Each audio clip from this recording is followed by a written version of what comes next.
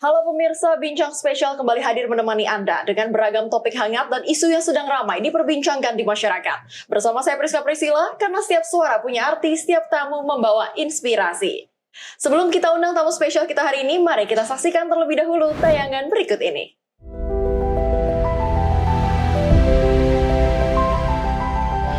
Setiap tahunnya, dunia memperingati International Museum Day pada tanggal 18 Mei. Sebuah momen global yang menegaskan peran museum bukan hanya sebagai penyimpan sejarah, tetapi juga sebagai ruang hidup yang menghubungkan masa lalu, masa kini, dan masa depan. Di berbagai belahan dunia, museum hadir menyimpan jejak peradaban, perawat identitas, dan menjadi saksi perjalanan manusia lintas generasi. Tahun ini, International Council of Museum mengangkat tema Museums Uniting a Divided World, yang menjadi sebuah pengingat bahwa di tengah perbedaan sosial, budaya, dan geopolitik, ada museum yang mampu menjadi jembatan untuk saling memahami. Sejak tahun 2020, International Council of Museum juga berperan dalam mendorong dunia yang lebih setara, inklusif, dan damai, sejalan dengan tujuan pembangunan berkelanjutan. Namun apakah museum sudah menjadi ruang yang benar-benar terbuka bagi semua? Bagaimana peran museum dalam menjawab tantangan ketimpangan, perbedaan, hingga konflik sosial? Dan sejauh mana kolaborasi lintas negara dapat diperkuat melalui peran museum? Selengkapnya di Bincang Spesial Sinpo TV. Pemirsa, museum hari ini telah berkembang menjadi lebih dari sekedar ruang penyimpanan sejarah. Ia menjadi ruang hidup, tempat di mana beragam cerita, nilai, dan identitas bertemu. Di tengah dunia yang semakin terhubung, ada pula perbedaan yang masih diperjuangkan. Maka museum dianggap memiliki peran strategis, tak hanya sebagai ruang refleksi, namun sebagai jembatan dialog antar budaya. Museum saat ini tidak hanya mengajak kita untuk mengenal masa lalu, tetapi juga membantu membangun pemahaman masa kini dan menumbuhkan harapan untuk masa depan yang lebih inklusif. Untuk itu telah hadir bersama kami di studio 3 narasumber yang sangat mumpuni di bidangnya sekaligus merepresentasikan perbedaan yang bisa disatukan melalui museum. Selamat datang di program spesial Bapak Yiok Trio Herlambang selaku Ketua Asosiasi Museum Indonesia. Selamat datang Bapak. Selamat datang, terima kasih Mbak. Kemudian ada wanita cantik lainnya selain saya, tentunya ada Mbak Nova selaku founder dari Musea ID. Selamat datang Mbak. Terima kasih. And last but not least, it's really a pleasure for us to having you, Mr. Miklos. Welcome to Bincang Spesial. Thank you. Thank you very much. So, as we are here to discuss and celebrate about the International Museum Day that will coming on the 18th May 2026, we know that it's a huge celebration, and this year's theme is also interesting. I will start to Mr. Miklos first. So, Mr. Miklos, as we know that the rising tensions and conflicts nowadays involving the United States, Israel, and also Iran can be said that our world is very divided. So how does the United Nations view the role of museums in today's global landscape, especially in the world that's still facing many differences? Sure, thank you. It's great to be here. So museums indeed play a very important role in building understanding between different cultures, and understanding is the first step towards appreciating each other. And if we appreciate each other and understand each other, perhaps there's a higher chance that issues will be resolved in a peaceful manner. So perhaps that's a really important part, because museums are not just for preservation, they are also for dialogue and generation of ideas. And it doesn't mean one has to agree with everything we see in a museum, but at least we get to see a different perspective. And these are very important when it comes to understanding other countries, other cultures, or also other people within our own society. So museums have a key role in education, educating young people, but also educating adults, and therefore contributing to peaceful resolution and also to the sustainable development goals in more general. So I might say the tolerance is the key to make the world for a better place for everyone, right? And related to this year's ICOM's theme is Museums Uniting a Divided World, which actually is a very powerful meaning, right? But from your point of view, what is the deeper meaning for this theme for global communities? Well, it is like I discussed earlier. We have to acknowledge and appreciate that there are differences between different people, between you and me, but also between cultures and between traditions. And what is obvious in one place may be strange in another. And we have to, and that's an advantage. That's an advantage to our world. And museums play a role in making sure that more people understand that. And museums' role in education, particularly of children, is therefore very important because those are the people whose minds we can still perhaps influence towards, as you say, a more united world. Okay, we're gonna back to you and it's very interesting, but we will move to Pak Iyo first. Pak Iyo, sebagai Ketua Asosiasi Museum Indonesia, bagaimana menurut pandangan Bapak, apakah museum di tanah air sejauh ini sudah mengambil peran sebagai ruang yang menyatukan keberagaman? Iya, terima kasih. Sebetulnya kalau diambil atau dipandang sebagai mengambil alih, memang belum ya. Makanya kita menghimbau kepada para pengelola museum harus lebih berperan penuh. Kenapa? Karena museum itu kan merupakan perubahan agen sosial. Jadi tentu museum tidak hanya dipandang sebagai institusi yang hanya mengelola artefak, tapi peran museum sangat besar sekali. Sehingga dengan demikian maka keberagaman itu harus menjadi salah satu fungsi museum untuk menjembatani. Sehingga ada inklusivitas, ada aksesibilitas, sehingga setiap orang bisa menikmati tentang peran museum itu. Gitu. Sejalan dengan SDG nomor 10 ya Pak, mungkin kita beralih dulu ke Mbak Nova. Mbak Nova sebagai seorang bisa dikatakan third party ataupun outsider dari museum, tapi sangat lekat sebenarnya hubungan dengan museum. Bagaimana Mbak Nova melihat kondisi museum saat ini? Apakah sebenarnya sudah bisa memberikan akses dan juga keterjangkauan yang setara untuk masyarakat luas atau bagaimana menurut Mbak Nova? Yeah, thank you Mbak Cila. Nice to meet you again. Senang banget ketemu Mbak Cila lagi. Bicara soal museum sebenarnya kalau dari sudut pandangnya museum sendiri, dan saya sendiri personally sebagai board of director dari ICOMSIKA sendiri, memang museum saat ini seperti yang disampaikan oleh Pak Iyo juga memiliki misi yang sangat luas sekali. Kalau kita bicara soal apakah museum sudah menyediakan aksesibilitas, apakah museum sudah menjadi ruang dialog dan komunikasi, jawabannya adalah teman-teman museum di Indonesia sedang bergerak ke arah sana.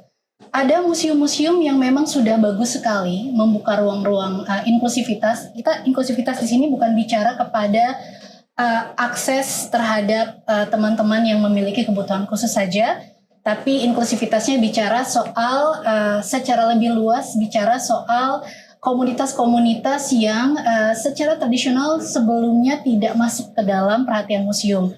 Contohnya misalnya anak-anak di dalam penjara, anak-anak di jalanan, dan yang lain-lainnya yang sebenarnya harus masuk ke dalam grup yang disentuh oleh pengetahuan dan sumber daya museum. Nah, sudah ada beberapa museum yang memang melakukan kegiatan-kegiatan yang luar biasa dan ini patut diapresiasi, baik museum yang di bawah Kementerian Kebudayaan, museum yang di bawah pemerintah daerah seperti di Jakarta, sudah cukup banyak ya Pak kalau di Jakarta ya. Dan juga mungkin PR-nya sekarang adalah walaupun museum di Jakarta sudah banyak nih Mbak Cila yang moving toward the modern definitions of museums, tapi mungkin seperti yang Pak Yo sampaikan, kalau di daerah-daerah ini masih terus berproses ya Pak. PR besarnya mungkin Pak Yo yang lebih paham. PR besarnya lebih banyak ke museum-museum yang nanti ada di berbagai daerah di Indonesia yang jumlahnya ratusan, banyak sekali museum di Indonesia.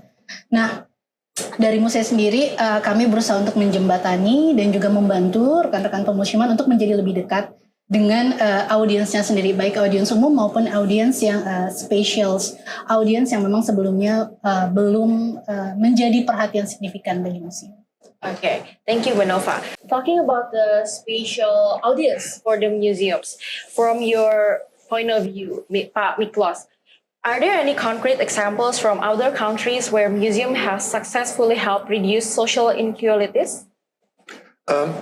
Look, perhaps maybe better than other countries. Can I mention examples from Indonesia? Sure. Museums historically had really been for the elite. The text was maybe difficult to understand. It was very highbrow language. That is changing, and it's changing in Indonesia as well. Also, we know young people's attention span is much shorter. You can't just go with text and photos. You need to have a kind of a real experience. And I've seen in more and more museums that this is happening. And so perhaps the example I'd like to give you, which I said from Indonesia, is the Tsunami Museum in Banda Aceh. Okay, they have an entire education program for children from all over Aceh who come to learn about the tsunami in 2004, not just so that they understand, but also so that they are educated into how to deal with another possible tsunami. And so this museum is really for everybody. It's part of the education system of the province. And so what better way, if not this, to reduce inequalities? I mean, there are other examples. Munova talked about accessibility in museums. That is very important. An exhibition we have launched jointly with them at the Museum Bahari, for instance, has Braille, so that people with a visual impairment can also understand. That's another example of inclusivity and accessibility and shrinking social differences. But really the key is to make sure that people who may not have university degrees also find that the museum is accessible to them, and there's something that they take away. Well, I could also mention another example. Just, I think, last month at the Museum Nasional here in Jakarta, the prehistory exhibition opened. It's got video, it's got 3D, it's got all these things that will make it attractive to a wider public. And therefore, that's inclusion. And therefore, that is about making sure that it's accessible to more people. Oke, menarik sekali. Pak Yok udah ngangguk-ngangguk aja nih. Kayaknya setuju banget gitu ya Pak ya. Pak Yok, kalau dari sudut pandang Pak Yok sendiri, sebenarnya kan tadi sudah di-mention oleh Pak Miklo, sebenarnya ternyata museum zaman dahulu itu sebenarnya bisa dikatakan quote-on-quote hanya untuk kaum elit. Namun sekarang sudah beralih menjadi lebih merakyat, bahkan dari asosiasi museum sendiri berusaha keras untuk menjangkau masyarakat dengan berbagai cara, baik itu 3D, atraktif, videotron, bahkan ada juga pendengar untuk yang berkebutuhan khusus apabila tidak bisa mendengar dan lain sebagainya. Kalau dari Asosiasi Museum Indonesia sendiri, apa yang sebenarnya digerakkan di bawah dalam naungan asosiasi? Apakah memberikan pengarahan khusus untuk para museum untuk ABC atau bagaimana Pak? Iya, jadi ini cukup menarik tentang keberadaan museum. Kita lihat museum itu dari dua sudut ya, Mbak. Pertama internal museum dan eksternal. Nah, internal itu kita mencoba untuk penguatan institusi museum. Bagaimana museum itu memperoleh suatu standarisasi yang baik. Itu ada level sendiri di A, B, dan C. Kemudian ada sertifikasi SDM-nya. Nah, kita mencoba untuk mengolah ini agar SDM museum, termasuk institusinya itu menjadi sesuatu yang baik. Mereka mengerti apa yang harus dilakukan karena ada program publiknya, ada aktivitasnya. Jangan lupa dalam hal indeks pembuktian kebudayaan, museum itu juga menjadi salah satu kontribusi penting buat kebudayaan itu. Ada unsur warisan budaya, ada unsur ekspresi budaya, ada unsur juga yang namanya ekonomi budaya. Jadi lengkap di sini kita togetherkan di sana. Nah, kemudian tentu dari sisi eksternal, museum tidak berdiri sendiri. Dia tuh bergayung dengan teman-teman dari komunitas, dengan akademisi, dengan peran-peran wisata atau swasta, dengan peran-peran dari teman-teman bisnis, juga dengan media, sehingga peta helix yang dilakukan museum itu harus ada. Maka dari seluruh aspek-aspek yang sudah kita lihat kembali itu, kita mencoba untuk melakukan pertemuan rutin ya. Artinya kami di Asosiasi Museum Indonesia ini, terutama di Jakarta, selalu memberikan suatu bentuk pemahaman meeting bersama yang tergabung dalam unsur bulanan yaitu Mugalemon, unsur museum, galeri, dan monumen. Nah, disitulah kita mencoba untuk membedah ya, gimana museum itu menjadi menarik. Dia menjadi suatu sosok yang tidak eksklusif tapi inklusif. Bagaimana dia membedah suatu bentuk koleksi yang dulunya kuno menjadi kekinian melalui digitalisasi, melalui inklusi yang namanya tematik. Kemudian koleksi itu bisa dipahami dengan baik, termasuk akses. Dari unsur wisata ada 3 hal yang penting, bagaimana museum itu bisa diakses, bagaimana museum punya atraksi yang menarik, dan bagaimana museum punya yang namanya amenitas. Baik dari sisi galerinya, dari sisi beberapa hal-hal yang bisa dijual oleh museum dari sisi itu. Sehingga betul-betul museum itu ke depan, itu bukan lagi sesuatu yang sangat membosankan, tetapi sesuatu yang menarik. Berinteraksi dia, berinovasi. Jadi ada 3 poin di sini saya katakan, pengelola museum harus berinovasi, harus beradaptasi, dan harus berkolaborasi. Kunci itulah kita sharing kepada teman-teman di pengelola museum. Oke, dan itu dilakukan secara rutin bulanan bulanan kita lakukan. Dan salah satunya misalnya tereksekusi bisa dikatakan adalah yang dibuat oleh Banova gitu, dengan hadirnya Muse ID sebagai salah satu partner kolaborasi di Pentahelix tersebut. Banova, kalau berdasarkan pengalaman dan juga sudut pandang Banova, ini kita kan perbincangannya cukup seru ya Mbak, karena saya menghadirkan ketiga narasumber, baik itu bisa dikatakan yang bereksekusi langsung di bawah, Bapak sebagai yang bisa dikatakan mediasi ataupun penengah antara museum dengan pemerintah, dan juga bisa Miklos dari United Nations, sehingga kita punya POV yang sangat luas begitu Mbak Nova. Nah, kalau dari Mbak Nova sendiri, sebenarnya tantangannya apa sih Mbak untuk teman-teman museum yang ada di bawah? Ataupun mungkin tantangan yang sebenarnya Mbak Nova sudah lihat sendiri selama ini ketika menjalankan muse, oh sebenarnya kurangnya tuh di sini gitu. Sehingga kayaknya muse ini bisa hadir untuk mengcover dari kekurangan itu. Bagaimana Mbak? Ya, sebenarnya ada spektrum yang cukup luas. Kalau kita bicara, saya lebih suka menggunakan istilah ruang pertumbuhan daripada bicara soal kekurangan. Jadi di setiap organisasi selalu memiliki ruang pertumbuhan, termasuk di dalamnya adalah museum. Nah, room for growth-nya museum di Indonesia ini cukup besar sekali. Ada berbagai hal yang harus disoroti agar museum-museum kita tidak hanya nantinya bisa memenuhi standar nasional yang ditetapkan oleh kementerian, tapi juga mulai melangkah menuju standar internasional yang ditetapkan oleh Dewan Museum Internasional. Museum Indonesia, pertama-tama saya sepakat dengan yang disampaikan oleh Pak Iyo, ada kebutuhan untuk pengembangan sumber daya manusia yang sangat kuat. Dimanapun di berbagai organisasi, apabila sumber daya manusianya kuat, ke depannya baik itu program maupun dari relasi kepada masyarakat atau kegiatan-kegiatan promosional lainnya itu akan mengikuti kualitasnya. Apabila sumber dayanya ini masih perlu dikembangkan, maka hasil kualitasnya juga nanti masih banyak ruang pertumbuhan yang harus dilakukan. Nah, di Museum Indonesia sendiri pada dasarnya kita sangat membutuhkan tenaga-tenaga museum profesional yang terlatih dan juga terjamin hak-haknya sebagai pekerja museum. Dalam artian di sini mereka tidak hanya mendapatkan bayaran yang sesuai dengan profesionalitasnya, namun juga mendapatkan pengembangan learning and development yang sesuai dengan perkembangan museum terbarukan saat ini. Nah, ada beberapa museum di Indonesia seperti Museum Nasional, mungkin Museum Bahari Jakarta, Museum Bank Indonesia, museum-museum bertipe A khususnya, yang memang sudah memenuhi standar nasional atau bergerak semakin dekat kepada standar nasional. Dan ini patut diapresiasi. Dari perjalanan mereka kita bisa melihat bahwa hal pertama yang mereka kuatkan terlebih dahulu adalah sumber daya manusianya. Setelah sumber daya manusianya kuat, mereka memiliki kurator yang bagus, edukator yang bagus, diberikan pelatihan kepada marketingnya, kepada promotionnya, dan kepada seluruh profesi yang ada untuk mengelola promosi. Benar cukup banyak ya Pak Iyo ya, profesi-profesi yang ada di dalam itu perlu dikuatkan.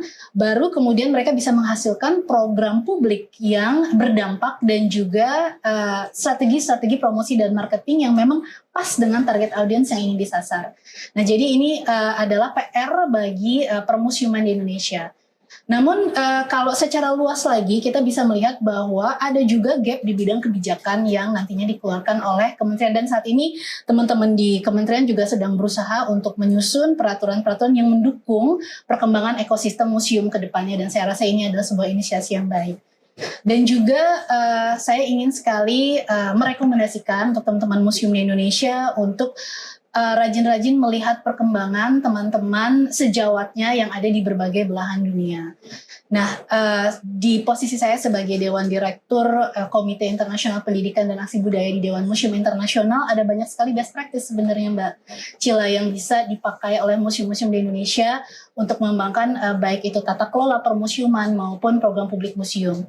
Dan ini apabila teman-teman kurator, edukator, atau direktur museumnya mau rajin untuk membedah, ada panduan-panduan apa saja, dan juga menerapkan panduan-panduan tersebut, saya rasa ini bagian dari internal learning development yang bisa dilakukan museum, selain nanti didukung oleh lembaga sertifikasi permusiuman yang juga diayomi oleh Pak Yud dan teman-teman dalam menguatkan sumber daya permusiuman di Indonesia. Oke, menarik sekali. Jadi selain kita berbicara mengenai bagaimana caranya untuk merelevasikan museum dengan SDG nomor 10 yang menurunkan ataupun mengurangi tingkat agar bisa lebih inklusif, namun juga ternyata di sisi lain dari sumber daya museum itu sendiri juga masih harus digodok lebih jauh, begitu ya Mbak Nova.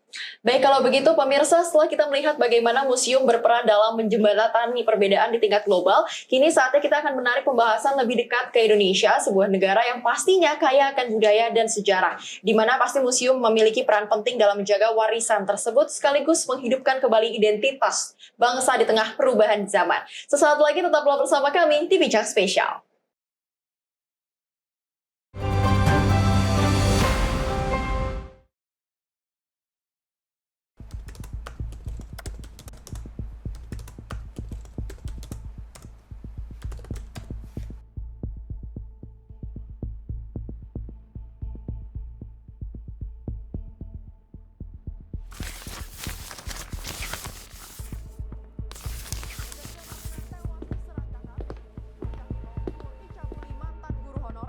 Viral maling bobol rumah di siang hari.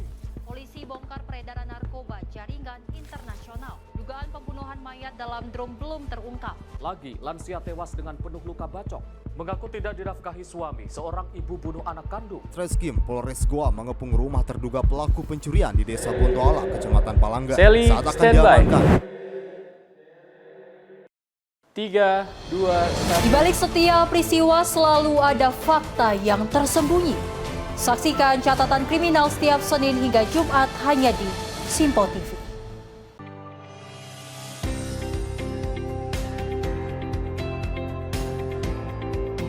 Beragam informasi terbaru hadir menemani Anda sebelum memulai hari. Waktu terbaik dengan rangkaian topik terpilih, dikemas dengan ulasan yang mendalam. Mengangkat isu yang tengah menjadi pembicaraan paling hangat agar pagi Anda lebih semangat. Jadi pastikan pagi hari Anda lebih bermakna bersama rangkaian berita yang telah kami rangkum untuk Anda. Sembarakan pagi Anda bersama Menyapa Indonesia Pagi. Setiap Senin hingga Jumat pukul 5 pagi. Hanya di Simpo TV.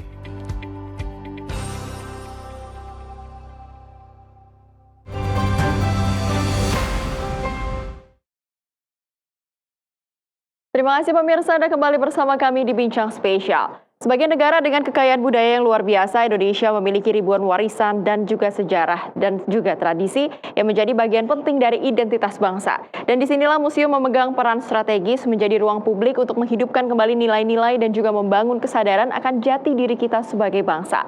Lalu sejauh mana kira-kira museum di Indonesia mampu menjaga warisan ini? Dan bagaimana agar identitas bangsa tidak hanya tersimpan, tetapi juga benar-benar terasa oleh generasi muda saat ini? Kita akan bahas dalam segmen selanjutnya dengan tema warisan terjaga, identitas terasa. Pak Iyo, saya akan mulai dengan Bapak nih Pak, sebagai bisa dikatakan salah satu orang yang menaungi museum-museum yang ada di Indonesia. Sebenarnya bagaimana museum bisa mencegah adanya misinformasi yang beredar di masyarakat yang berpotensi memecah masyarakat? Baik, jadi sebetulnya museum itu kan institusi di mana dia mencoba untuk memberikan manfaat untuk koleksi untuk masyarakat. Jadi museum adalah lembaga yang melindungi, mengembangkan, dan memanfaatkan koleksi dan mengkomunikasinya kepada masyarakat. Koleksi betul-betul harus terjaga dengan baik. Ada unsur riset, ada unsur kajian, sehingga betul-betul koleksi bisa dimanfaatkan oleh masyarakat.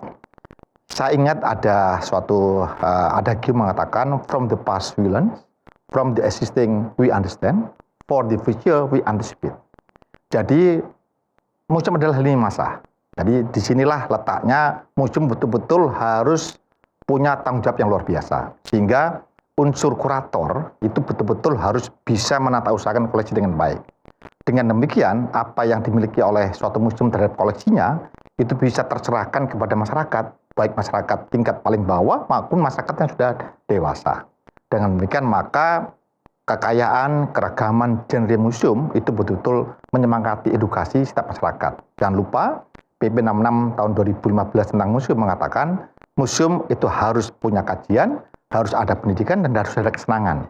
Unsur wisata tetap ada, tetapi bagaimana keuangan koleksi yang dimiliki diterjemahkan, diwujudkan dengan kekinian yang ada. Itu prinsip daripada sistem museum. Oke, kalau kita bergeser ke Mbak Nova, Mbak, di era media sosial saat ini, bagaimana menurut pandangan Mbak, banyak sekali bahwa narasi yang sebenarnya viral tapi tidak sesuai dengan sejarahnya, ataupun sebenarnya bisa kita katakan tidak akurat. Nah, bagaimana platform digital bisa menjadi penyeimbang agar orang-orang itu bisa lebih bertanggung jawab? Iya, sebenarnya pasti pada pernah dengar istilah matinya kepakaran. Nah, sebenarnya bahaya juga platform digital, karena ada banyak sekali konten yang kemudian di-generate atau dihasilkan oleh para konten kreator itu tidak sesuai dengan fakta sejarah. Kebanyakan juga menghasilkan konten-konten yang clickbait.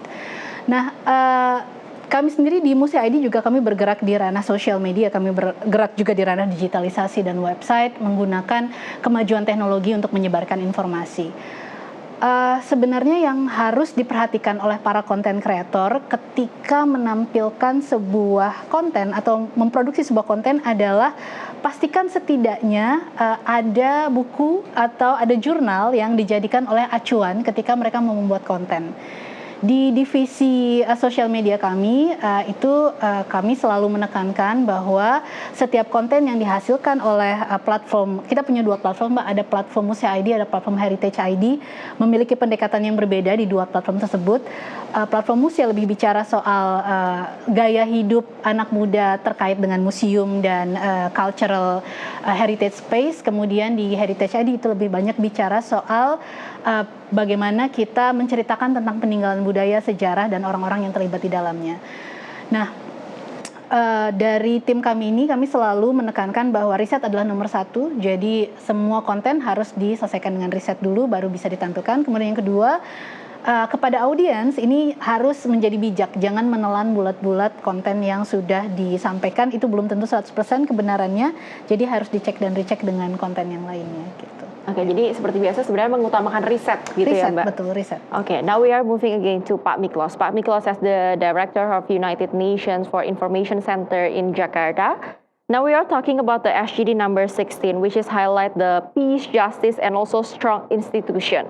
From your past experience, how can museums help prevent historical misinformation that could potentially divide society, especially in a diverse country like Indonesia? So that's a very important question. Combating misinformation and disinformation, as my colleagues have said, is super important these days, even more so because of social media, but not just because of that. And museums play a very important role here in several ways. So first of all, museums are not just places of facts, but are also places of thinking. That exhibitions, when well done, they provide different perspectives on the historical facts, for instance, but all based on verified information that is correct. So as long as museums also teach the audience how to think critically and be a bit maybe suspicious with the information they receive, then they will have contributed to fighting misinformation and disinformation. Sometimes I hear that at least historically in Indonesian education system, critical thinking wasn't so much valued. It was more like you have to memorize what your teacher said and give that back, right? So this is changing, thankfully, including thanks to museums, because they can provide those different perspectives. I recall a visit recently to the Semarang City Museum, and there, for instance, they talk about 19th century, so the late colonial times. And they have these different kind of personalities in the exhibition, and they talk about the perspectives of these different personalities of basically the same historical times. You know, the ethnic Chinese, the Javanese population, as well as the Dutch. And these kind of examples help people, even those who maybe went to school earlier, to develop more critical thinking and also therefore be critical towards misinformation. Okay, and we know that the museums educate people to be more diverse, learning about the other cultures and also views. But from your perspective, to what extent are museums in Indonesia open to cross-sector collaborations, including the private sectors, communities, and international partners, as we know that Pak Iyo before already mentioned about the Pentahelix collaboration? So, look, I guess I come from an international organization, and many museums collaborate with us. Therefore, I can speak for those museums that they are very open to international collaboration. Last year, I had the opportunity to speak at a conference that Ibu Nova invited me to. I think it was a local Ecom event. Southeast Asia Museum. Southeast Asia, yes. And there were so many people from museums from across Indonesia in the audience interested in collaborating with other museums from Southeast Asia, with the private sector and also with the UN. And there are also some great examples when the private sector invests in museums. So I've been to one, I don't want to advertise the hotel chain here, but one of the top hotels in Bali, they set up an amazing museum. It's about Balinese art. And while I think the hotel is too expensive for me to stay there, anybody can go and see the museum. So that's a great example when the collaboration is from the other side. Oke, sangat menarik ya Mbak Nova dan juga Pak Yo. Kalau kita lihat ternyata hotel-hotel mewah juga bisa menyediakan tempat untuk menyelenggarakan pameran seni ataupun exhibition yang bisa kita sebut sebagai mungkin temporary museum, begitu ya? Nah, Pak Yok, tapi kalau dari sudut pandang Pak Yok sendiri nih, kita balik lagi. Kita lagi berbicara mengenai kedamaian, keadilan. Apakah sebenarnya museum itu ada beberapa kasus yang mungkin bisa menunjukkan lewat museum ditunjukkan keadilan dan kesetaraan itu? Ada mungkin Pak Yok ada cerita tersendiri, ada pengalaman tersendiri, atau ada bisa memberikan contoh museum yang seperti itu? Iya, sebetulnya museum itu syarat dengan beberapa historis ya, dengan jenis macam-macam berbeda. Tapi inti dari keberadaan museum adalah bagaimana kesetaraan, keberagaman itu orang melihat. Oh, museum itu penuh dengan makna, penuh tersirat dengan berbagai sejarah yang terjadi. Dengan demikian maka tentu kita mencoba berharap bahwa apa yang disampaikan oleh museum ke masyarakat melalui koleksi yang dipunyai, melalui masterpiece yang dimiliki itu bisa menjembatani hal-hal seperti itu. Contoh yang nyata misalnya katakanlah seseorang ingin tahu apa sih, kebetulan saya dulu di Kepala Museum Bank Indonesia, apa dulu terjadinya Krismon misalnya. Jadi bagi orang yang katakanlah pada waktu itu dia tidak tahu persis karena adanya isu-isu macam-macam, dan kita tahu pada waktu tahun 98 itu menjadi salah satu yang sangat penting dan menjadi jatuhnya Presiden Soeharto, itu kan dari sisi ekonomi. Maka oleh museum itu diterjemahkan menjadi suatu cerita mulai policy, kemudian ada suatu disparitas suatu antara ras tertentu segala macam. Itu kita mencoba untuk memberikan sharing kepada teman-teman yang memang dia tidak tahu Krismon itu apa. Nah, melalui ungkapan-ungkapan koleksi itu maka berbagai diversity, berbagai keberagaman itu akan masuk ke dalam suatu bentuk cerita yang baik. Nah, ini Mbak Sheila, menurut saya pentingnya bagaimana kondisi-kondisi keberagaman dari sisi museum itu harus diterjemahkan dengan baik. Yang kedua, tentu kita berharap bagaimana tampilan-tampilan koleksi yang oleh museum sampaikan kepada masyarakat itu betul-betul menarik. Jadi tadi kan sudah disampaikan digitalisasi koleksi. Nah, digitalisasi bukan merupakan substitusi tapi komplementari. Jadi semua orang bisa mengakses, tapi ada suatu curious, penasaran, orang ingin tahu persis seperti apa. Sehingga katakanlah distorsi atau yang tadi saya ingin katakan, mungkin seseorang akan berbeda dengan orang lain melihat suatu bentuk sejarah gitu ya. Tapi dengan kita melihat tampilan itu menjadi suatu bentuk yang, oh ini loh maksudnya. Jadi ini penting sekali. Maka akan timbul justice atau keadilan itu terhadap suatu bentuk peristiwa. Nah, peristiwa inilah yang akan diterjemahkan oleh teman-teman pengelola museum, menarik, ada historis, sehingga masyarakat semakin tahu bahwa sesungguhnya cita daripada koleksi yang dimiliki museum itu seperti itu. Nah, inilah menjadi salah satu bentuk edukasi, termasuk entertain oleh masyarakat kepada museum, dan ini menjadikan museum itu menjadi lembaga atau institusi yang betul-betul sekarang dibutuhkan. Jadi tidak hanya seonggok gedung yang mungkin tua dan sebagainya, sekarang berubah, ya kan? Ada unsur edutainment-nya, ada unsur regeneratif museumnya, turismenya, ada unsur sustainability turismenya. Nah, tadi saya sekali lagi menindaklanjuti apa yang disampaikan juga Mbak Nova tadi, bahwa sebetulnya museum selain dia edukasi dari sisi yang baik, tapi unsur turisme menjadi sesuatu yang juga harus kita tonjolkan. Wisata, diplomasi budaya, itu menjadi sesuatu yang menarik dan itu akan mendatangkan tidak hanya masyarakat di setempat, tapi wisman juga akan datang untuk melihat itu. Oke. Sebenarnya kita ketahui bersama juga ya Pak Yok, Mbak Nova, and also Pak Miklos, sebenarnya museum itu tidak diam saja. Kita sebenarnya berusaha untuk sangat menjangkau masyarakat agar lebih tertarik untuk datang ke museum, dan kita sudah melakukan itu sebenarnya cukup lama begitu ya. Kalau dari Sheila pribadi juga sudah berkomunikasi dengan Pak Yok dari 2019, sudah 6 tahun, dan sebenarnya sudah dirasakan adanya peningkatan dari sisi pembangunan itu sendiri, cara menjangkau masyarakat, platformnya juga digunakan. Tapi kalau dari sudut kacamata Mbak Nova sendiri, sebenarnya apa sih Mbak yang lagi-lagi ruang pertumbuhannya yang harus dicari, mungkin digali lagi dalam menghubungkan museum-museum ini dengan masyarakat, dengan platform Mbak Nova juga, agar ada gap yang kosong itu bisa terisi gitu? Iya, tidak dipungkiri bahwa kalau kita bicara soal survei, soal market perception, masih banyak masyarakat Indonesia yang mengkotakkan museum itu ke dalam destinasi terakhir untuk dikunjungi apabila dibandingkan dengan mall, kemudian dibandingkan dengan sarana entertainment lainnya.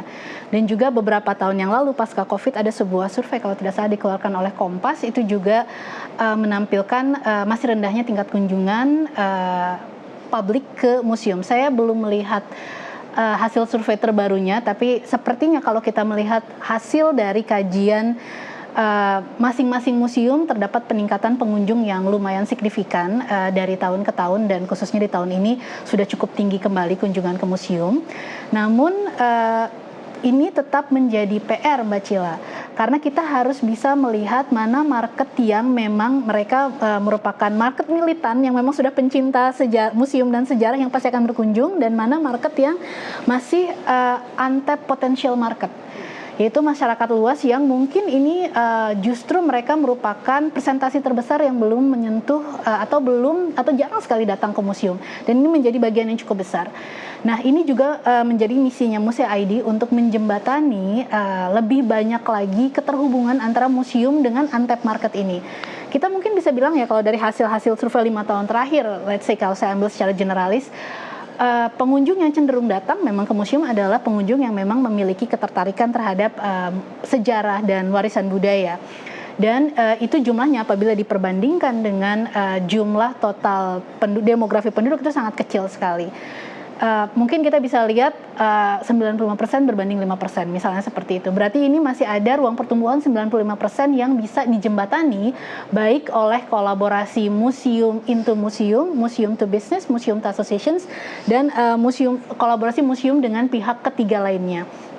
Nah, salah satu hal yang ingin kami lakukan juga di Musea ID dan juga di Dewan Museum Internasional untuk program di Indonesia adalah untuk melihat ruang pertumbuhan yang 95% ini, kemudian bagaimana cara kita mengolahnya agar masyarakat, khususnya generasi muda, khususnya Gen Z dan juga Gen Alpha, ini bisa lebih banyak memiliki ketertarikan ke museum, karena beda generasi ini ternyata beda sekali peminatannya terhadap museum. Apa yang ingin mereka lakukan, apa yang ingin mereka dapatkan, pengetahuan dan pengalaman apa yang ingin mereka terima saat mereka berkunjung ke museum itu sangat berbeda. Dan ini menjadi PR bagi divisi pemasaran, divisi promosi, dan khususnya divisi pengembangan program publik museum. Nah, jadi 3 divisi ini sebenarnya harus berkolaborasi menguatkan riset marketnya untuk melihat sebenarnya penduduk yang sekarang atau demografi usia yang sekarang ini mereka cenderung untuk ingin melihat apa di museum. Nah, ini menjadi gap yang cukup besar dan belum banyak teman-teman di dunia permusiuman yang bergerak di ranah penelitian pasar secara lebih luas, bukan yang hanya pengunjung yang tetap. Jadi kan kalau museum punya kajian pengunjung yang melihat pola-pola kunjungannya, tapi ini kita melangkah keluar kepada publik yang 95% yang merupakan pasar potensial dari museum untuk didekatkan dengan museum, bagaimana atau apa yang ingin mereka dapatkan ketika mereka berada di museum, atau apa yang menjadi daya tarik terbesar bagi mereka untuk spending 1-2 jam di museum. Oke, ini hal yang menarik karena saya juga baru mendapatkan informasinya. Ternyata 95% itu market yang masih sangat besar, Mbak Nova, luar biasa besarnya. Apakah sudah ada contoh museum mungkin yang bisa Mbak Nova sebutkan yang sudah berhasil mengeksekusi dari data dan insight yang sudah Mbak Nova lakukan sehingga terjadi perubahan signifikan dengan museum? Mungkin kalau Cila boleh tebak, salah satunya mungkin Museum Bahari yang sudah luar biasa transformasinya dari fasilitas sosial, fasilitas umumnya, dari cara dia mempromosikan. Singkat saja Mbak Nova, apakah kira-kira ada museum-museum lain mungkin yang sudah nasional? Oh iya pasti ya. Museum nasional itu perubahan dan transformasinya baik dari segi display, kemudian dari segi pameran, dan dari segi bagaimana mereka mencoba menarik pengunjung itu berbeda sekali.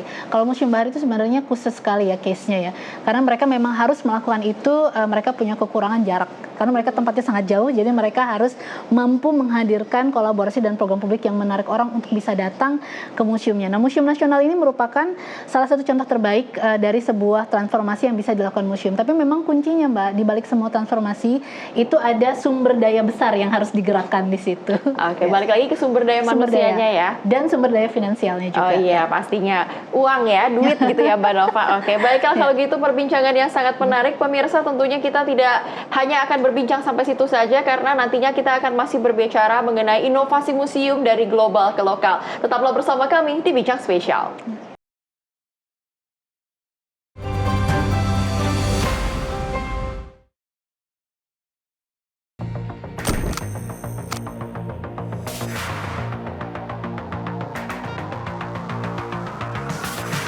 Setiap hari, beragam peristiwa tersaji tak pernah lepas dari sorotan kami. Kami hadirkan isu-isu terpilih yang paling aktual, penting, dan menjadi perhatian publik. Di tengah dinamika kebijakan yang terus bergerak, fakta dan data menjadi kunci dalam melihat realitas secara jernih. Menyajikan informasi mendalam, didukung analisis ahli untuk pemahaman yang lebih utuh. Sorotan utama hanya di Sinpo TV.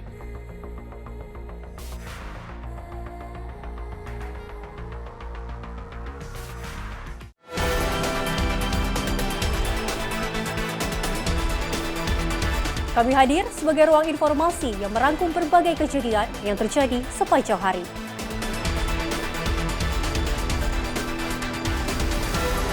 Sempurnakan penutup hari Anda dengan berita-berita terpilih, ulasan yang aktual dan mendalam.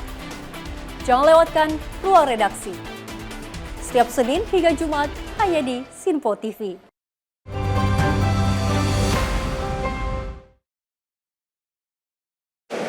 Pemirsa, di tengah dunia yang masih dipenuhi perbedaan bahkan perpecahan, pertanyaannya ialah bukan siapa yang paling benar, tetapi siapa yang mau membangun jembatan.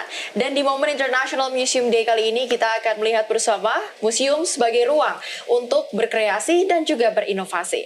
I will start again with Mr. Miklos. Mr. Miklos, how do you see Indonesia's position in the global museum landscape today and its future potential? Well, Indonesia has a lot of strength, starting with its cultural diversity and also the storytelling traditions that Indonesia has, basically all over the archipelago. But at the same time, if you ask people globally, how many people would know that the oldest examples of human art are in Indonesia? Nobody knows. How many people know that the most biodiverse country in the world, when you look at both terrestrial and marine ecosystems, is Indonesia? No, again, nobody knows.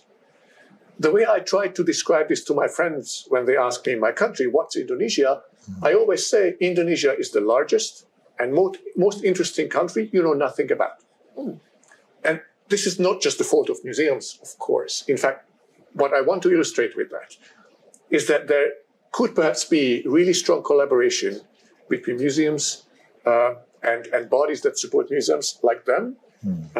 But I don't know, with the Ministry of Foreign Affairs, whoever it is in charge to help market an Indonesia that's kind of beyond Bali. Yeah. There are all these stereotypes, some right, some wrong, about Indonesia. And Indonesia is so much richer, so much more interesting than people abroad know. And museums are a key way that you can show that, but first people need to know about it.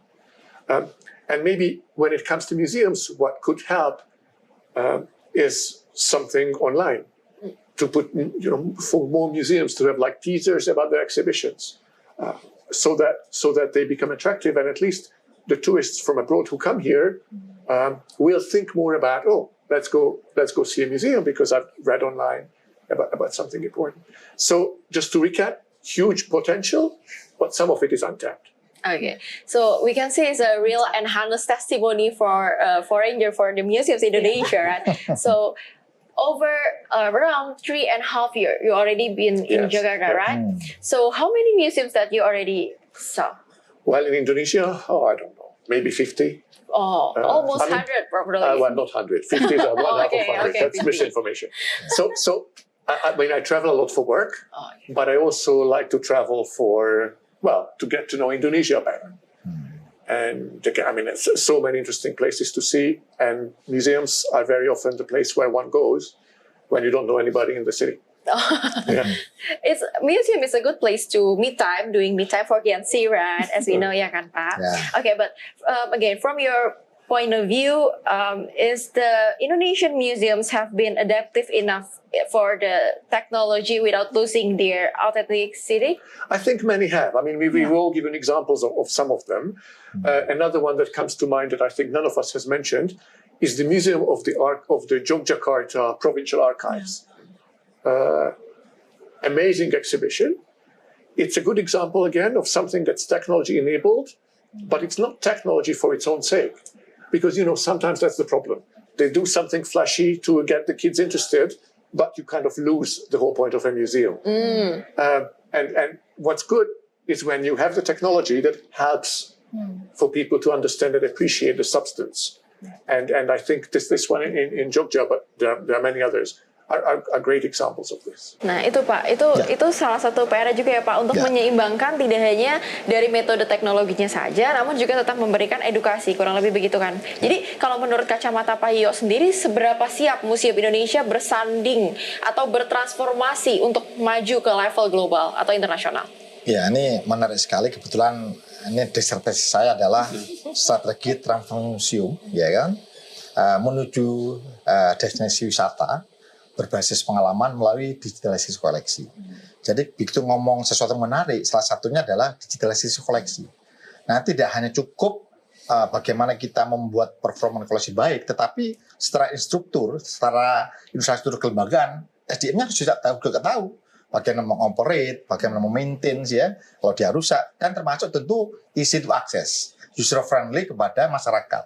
Nah, ini semuanya harus kita combine sehingga betul-betul museum itu menjadi salah satu hal keinginan, need dan wants dari masyarakat. Kan tadi dikatakan ini tadi Mbak Nova bilang kalau mall atau yang lain itu masih menjadi salah satu keinginan masyarakat untuk ke sana. Sementara museum agak sedikit terpinggirkan.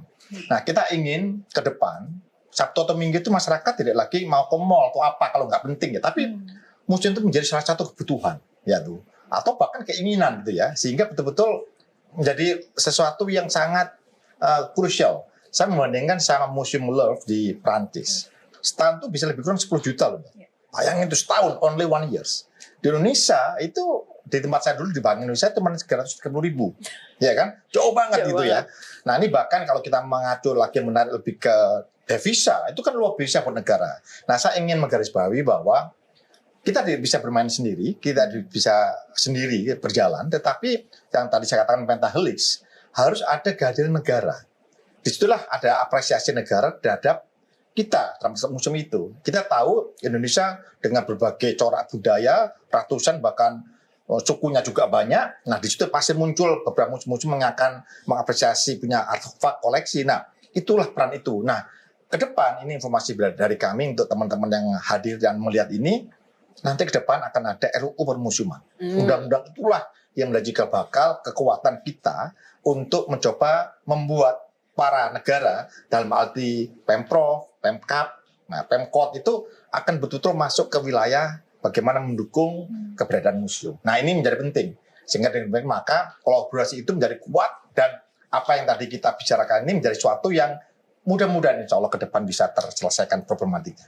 Oke, berarti bisa dikatakan sebenarnya museum juga bagian dari Astacita Presiden Prabowo Subianto yang sebenarnya tidak hanya memikirkan kalau saat ini mungkin tingkat prioritasnya kita ke makan bergizi gratis, sekolah rakyat, sekolah unggulan, tapi nanti ke depannya juga pasti dari sisi edukasi museum akan termasuk di dalam edukasi itu sendiri, begitu ya Pak? Betul, karakternya itu kuat sekali, harus diangkat. Baik. Bahkan mungkin nanti akan ada jam khusus begitu kunjungan ke museum ya. Sepertinya zaman sekarang udah agak kurang gitu ya Pak. Pastinya nanti akan diangkat lagi gitu ya.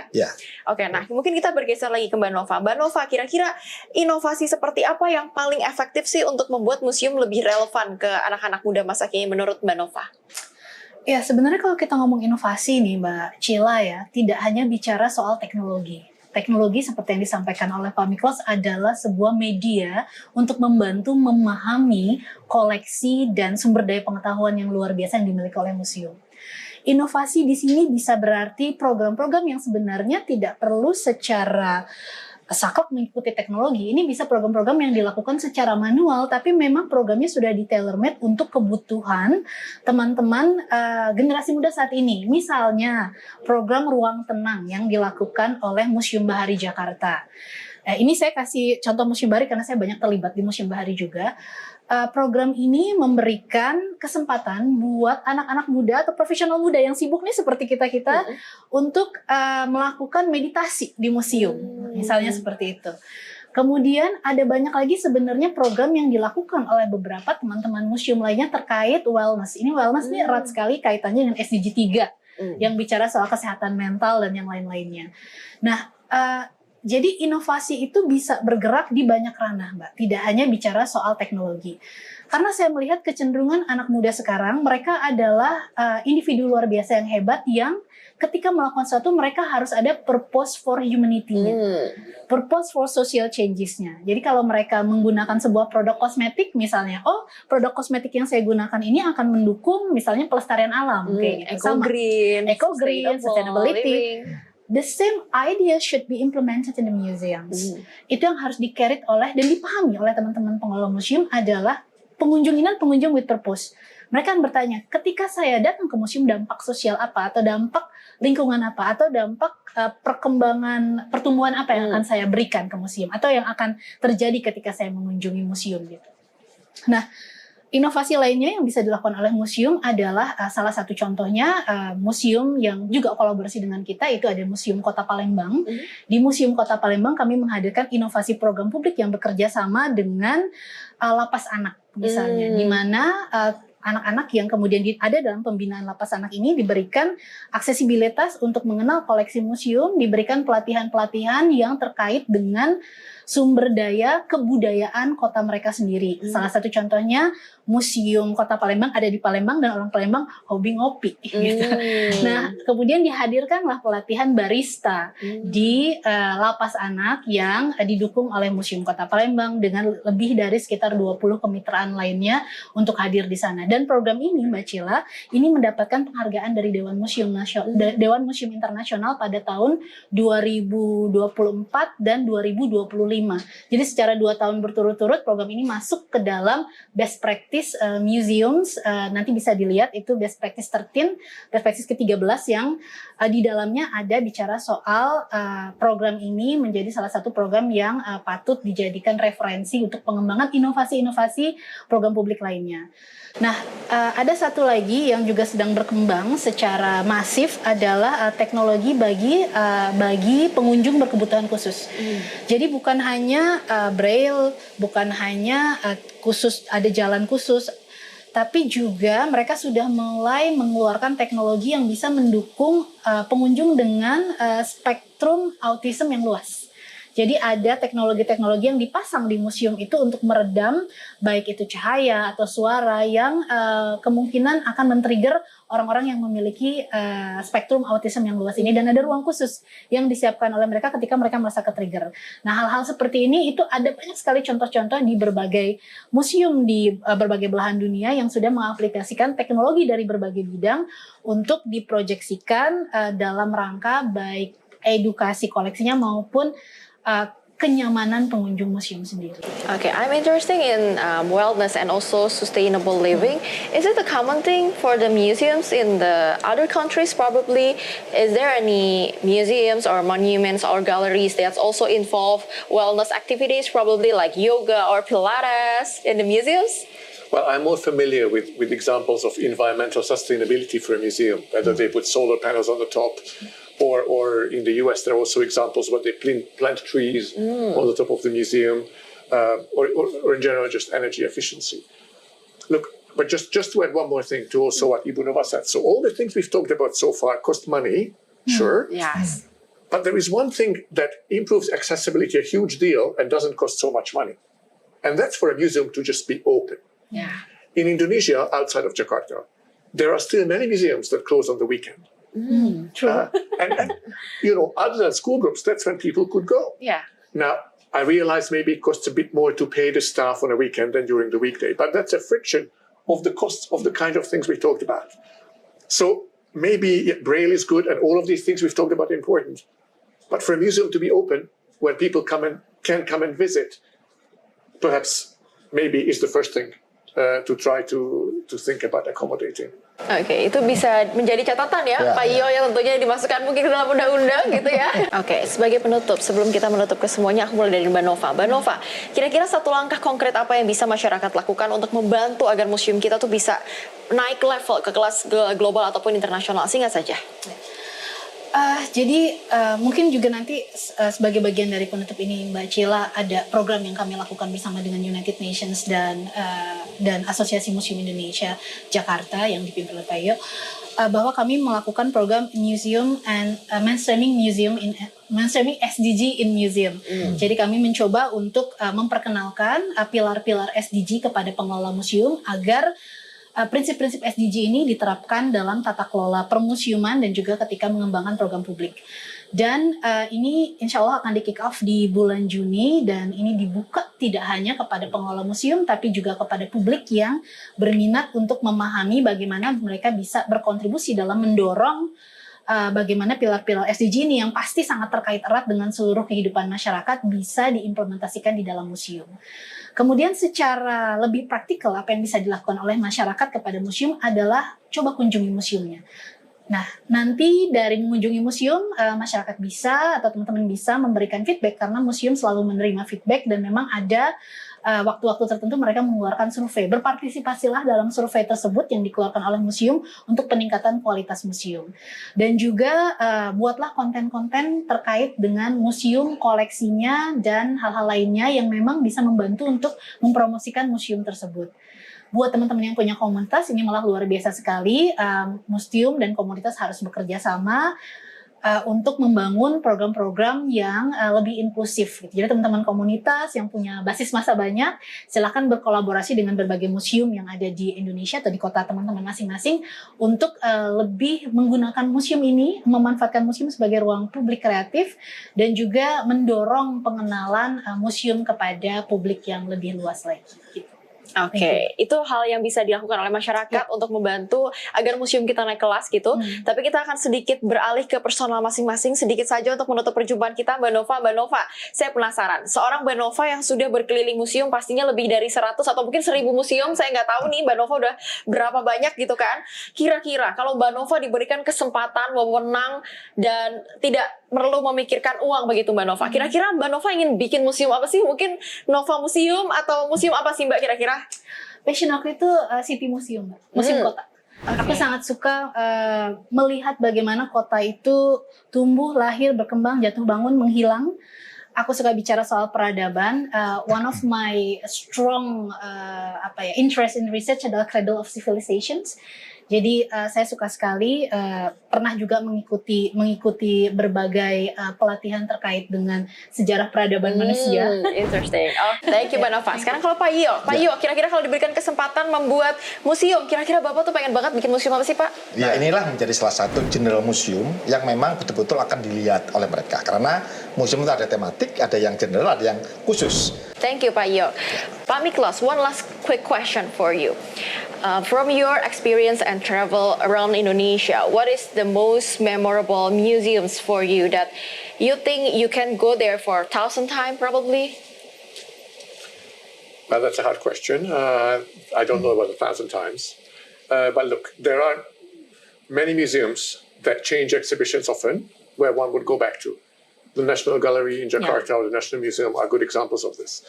But perhaps one little memorable museum for me that I visited in the last year is the Museum of Masks in Cirebon. As a foreigner living in Indonesia, you hear about masks all the time, part of the customs in different places you don't really understand. And there they really explain. I mean, they have these masks from all over the country with little stories. It's a tiny museum, maybe not much bigger than your studio. But they have so many masks and really good explanations. So that's something that I would recommend. I didn't go to Cirebon for this. I went there for something else. But I came across this and was very impressed. It's very interesting. Sangat menarik ya Mbak Nova dan Pak Yok. Saya juga baru mendengar itu. Sepertinya bisa dibawa ke Jakarta. Iya. Baik, terima kasih banyak. Thank you so much Pak Miklos, Pak Yok dan juga Mbak Nova. Dan pemirsa, dalam rangka merayakan Hari International Museum atau International Museum Day, kita diingatkan bahwa museum ialah ruang untuk memperjumpakan cerita yang seringkali berbeda. Karena dari sanalah dialog dimulai, pemahaman tumbuh dan kepercayaan dibangun untuk mendapatkan dunia yang lebih damai. Akhir kata, saya Priska Priscilla beserta kerabat kerja yang bertugas pamit undur diri. Dan jangan lupa terus saksikan bincang spesial hanya di Sinpo TV.